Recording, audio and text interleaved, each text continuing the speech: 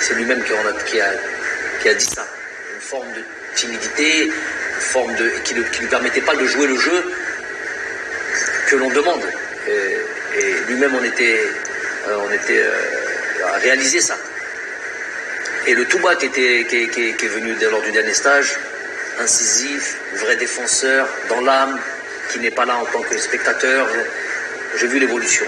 Et donc, prépare-toi, on t'en viendra, si c'est pas ce match-là, tout de suite après le prochain stage, donc au mois de juin, tu seras directement concerné. Donc on a eu cette discussion avec eux. Il s'avère qu'il est rentré, il a fait la rentrée qu'il a fait.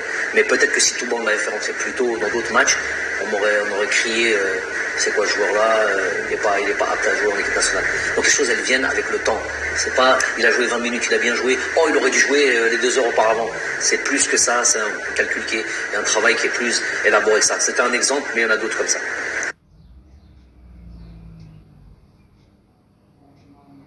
Bon, Aouchi, Chaker Menexeouch, parce que Chaker nous a donné tellement de joie dans ce match, dans ce stade-là. Il y a eu plusieurs qualifications Coupe du Monde qui ont été réalisées, des matchs historiques. Menexeouch, ne serait-ce que parce que il porte le nom d'un Chouhada, donc Rabbi Rahmou, Rabbi Wasa'alih. Mais c'était prévu avec ou malgré les efforts réalisés, les trucs et tout, ne serait-ce que le fait de devoir jouer ailleurs en Algérie. Moi, mon souhait, ça a toujours été d'aller se produire. Cette équipe nationale, c'est l'équipe nationale de tous les Algériens, se produire partout, que ce soit à l'ouest, à l'est, dans le sud. Si on avait les infrastructures dans le sud pour aller voir nos frères là-bas dans le sud algérien, Béchar, je ne sais pas. Du côté de la Kabylie, il y a le stade de Tizouzou, j'espère qu'il arrivera à achèvement le plus tôt possible. Déjà l'idée c'est ça, d'aller se répandre et d'aller profiter profite de nous, d'aller faire des grands matchs de partout en Algérie. Ça c'est l'objectif numéro 1, avec ou sans Chaker. Ça c'est une chose. Deuxième chose, donc le stade d'Oran et le stade c'est celui-là qui est prêt. Et c'est celui-là qui vont accueillir les Jeux méditerranéens. Et évidemment, donc c'est un début. C'était prévu bien avant ce match-là. C'était prévu qu'on aille à Oran parce qu'on savait que c'était le stade qui allait être prêt. Donc on va aller jouer à Oran. On va aller jouer un match, 2 matchs, 3 matchs régulièrement. Le temps que les autres stades soient prêts. J'exclus pas de revenir moi jouer au 5 juillet, d'aller jouer. On m'a dit que Paris, c'est en très bonne avancée. On risque de récupérer ce stade bientôt, donc Paris, j'espère que les autres stades. Voilà. Là où on peut se produire, l'Algérie, Inch'Allah, et nous, notre objectif c'est d'aller jouer partout en Algérie.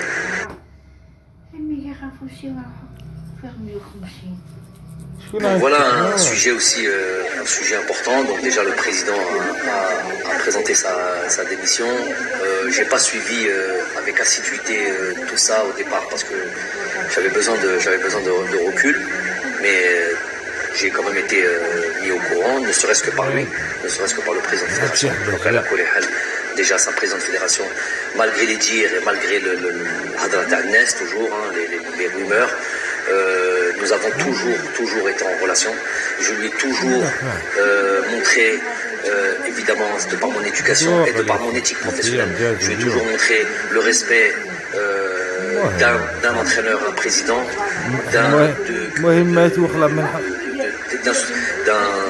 d'une personne dans une entreprise, la fédération, admettons que c'est une entreprise, à son supérieur hiérarchique. J'ai toujours eu ce respect-là, c'est mon éducation et c'est mon éthique professionnelle. Le contact et les discussions n'ont jamais cessé entre moi et le président de la fédération sortant, jamais. À partir du moment où il a pris ses responsabilités ou qu'il a pris sa fonction de président, on a toujours travaillé ensemble. Malgré, on va être très clair et très sincère là-dessus, malgré le fait, et il l'admettra lui-même, que d'un point de vue footballistique, et c'est peut-être pas ce qu'on demande en priorité à un président, malgré sur l'aspect footballistique, il y avait évidemment pas une divergence, mais un écart de connaissances, peut-être de compétences sur l'aspect footballistique pur.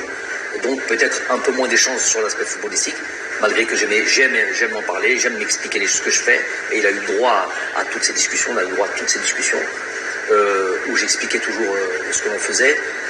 Mais voilà, en retour, évidemment, si on veut créer, si on veut comparer, par exemple, au président que j'avais avant, qui était M. Khaled Zetchi, qui est issu du football, avec tout le monde, on n'a pas besoin de réexpliquer son itinéraire et où on pouvait plus rentrer sur l'aspect football, mais à la limite, c'est pas le problème.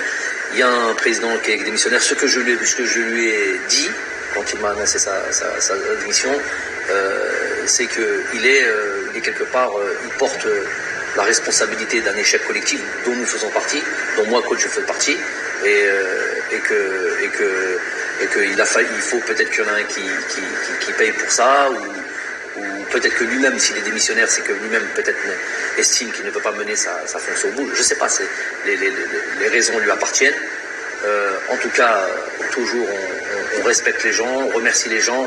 C'est une personne sur l'échange humain et très appréciable, vraiment très appréciable. J'ai jamais eu le moindre souci, malgré que quand sur l'aspect humain, sur l'aspect du travail, évidemment, ça c'est partout, ça existe partout. Il peut y avoir des divergences, on donne chacun son point de vue, mais après, ça ne dépasse pas un certain niveau au niveau du respect. Le respect a toujours été là. J'apprécie l'homme. Il n'y a pas eu le nombre de soucis. J'ai fait ce que j'avais à faire en tant que sélectionneur par rapport à un truc. Tout ce qui a été dit concernant nos relations, comme quoi il n'y avait pas de relation, c'est du mensonge. Ça, lui, il le sait, lui peut en témoigner, les gens qui travaillent avec lui peuvent en témoigner, du gros mensonge, comme il est répondu beaucoup chez nous, chez les 6-7 dont on parle là, les 6-7, ils se reconnaîtront, Hedou passent leur temps à créer cette nuisance qui fait rien de bien à l'Algérie. Ils apportent absolument rien de bien à l'Algérie. Anti-progression, anti-amélioration, anti-espoir, je les appelle. Donc il y a toujours eu la relation avec le président. Il est sortant. Je n'ai, et ça c'est bien que vous me posez la question, très important qu'on mette les choses au clair, devant vous et devant Shab Kamel et devant tous ceux qui vont décider et devant tous les pouvoirs publics et devant tous ceux qui ont un rapport avec l'élection d'un nouveau président de fédération. J'ai parlé tout à l'heure de Khaled Zetchi. Ceux qui disent encore, on n'est jamais plus sourd que quand on ne veut pas entendre.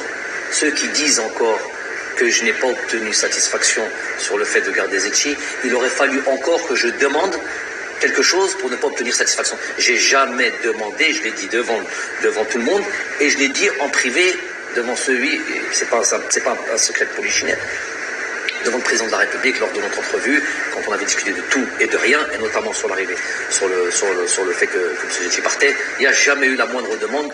Le meilleur témoin, c'est le président de la République. S'il y en a quelqu'un qui veut se substituer à ce témoin et qui a un goût qui est plus véridique que le président de la République sur cet aspect-là, qu'il se lève et qu'il se montre. Donc déjà sur Zetchi, j'ai jamais rien demandé et je n'ai pas à demander. Je sais où est ma place. Ce qu'on veut me faire porter, Jamel, il est concentré sur son travail. Tu n'interfères pas dans mon domaine, dans mes prérogatives, comme je n'interfère pas dans tes prérogatives. Les fois où j'ai commencé à parler de terrain, parce qu'on prend ça comme exemple, le terrain de foot, oui, le terrain n'est pas bon, le coach, normalement, il ne parle pas de ça, mais si je ne parle pas du terrain dans lequel je vais devoir exercer ce que je fais au quotidien, savoir jouer au football, je vais parler quand? Je vais parler où? Si le terrain est mauvais, j'ai dit le terrain est mauvais, mais je n'ai pas. Ce que je mets en place, moi, à l'entraînement, je ne peux pas le mettre en place au jour du terrain.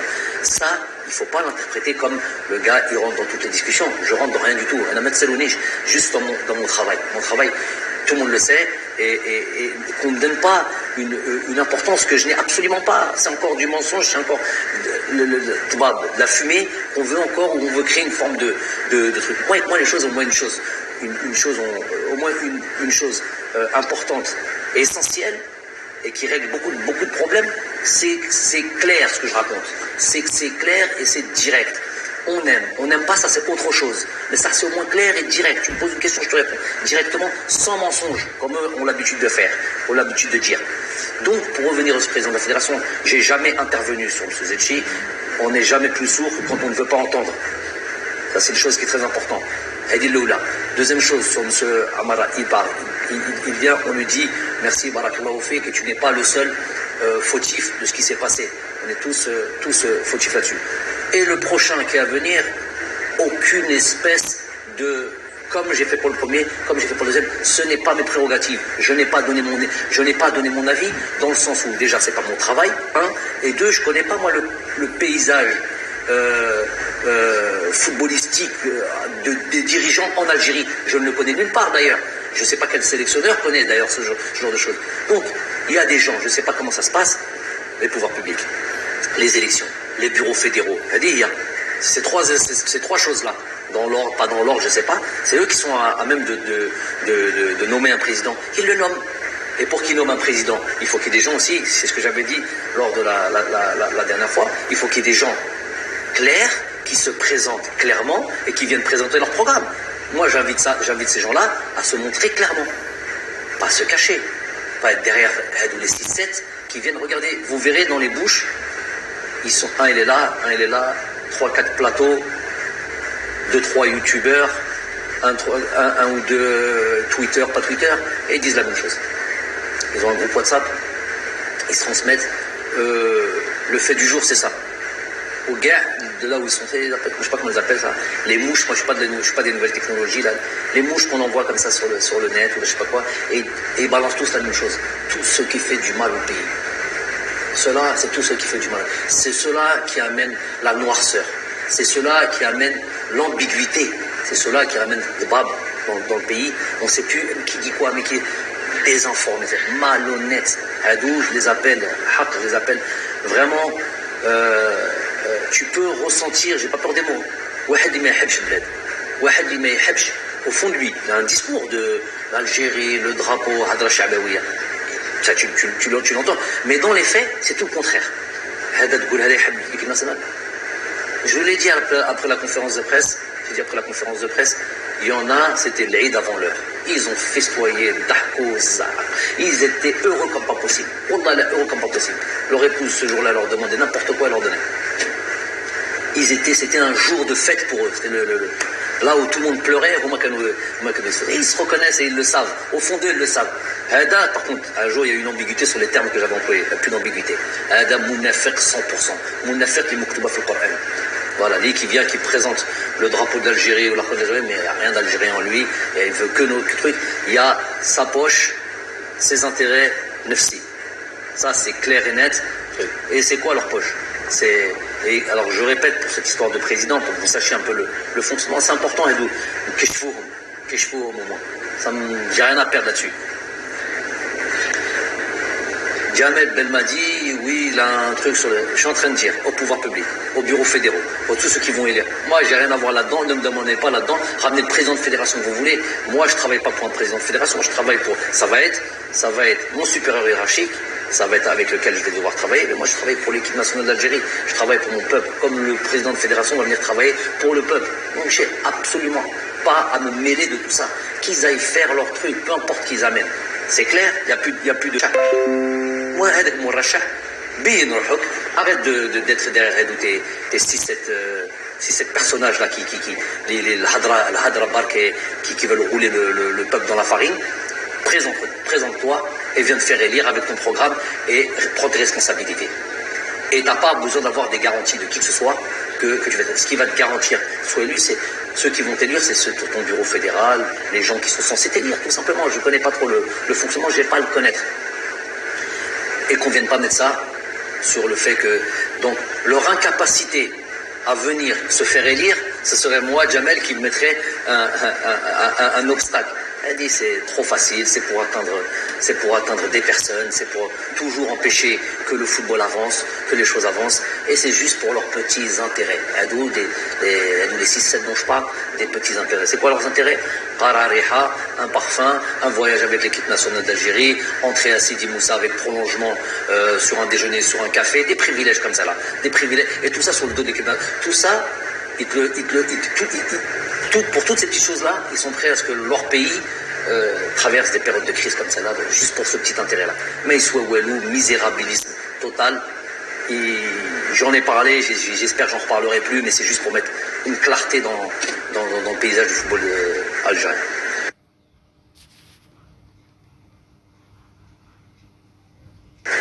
Ben Kemlou, moi ce que je veux dire c'est que on est certes enragé, on est certes déçu, on est certes, ne pas dire des mots, traumatisé. Mais ça, voilà. Demain matin, le jour se lèvera et la force des hommes et d'un peuple, c'est aussi de se relever.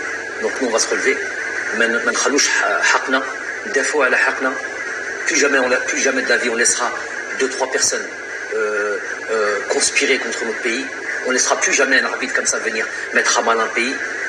Je suis obligé de dire que je n'ai pas aimé du tout le lendemain du départ de cet arbitre à l'aéroport d'Alger, le voir confortablement assis dans les salons à boire un café à un millefeuille. Ça, j'ai pas aimé ça. J'ai vidé mon sac chez cet arbitre-là. Je l'ai croisé en Turquie après, j'ai pris le vol. Je lui ai redit la même chose.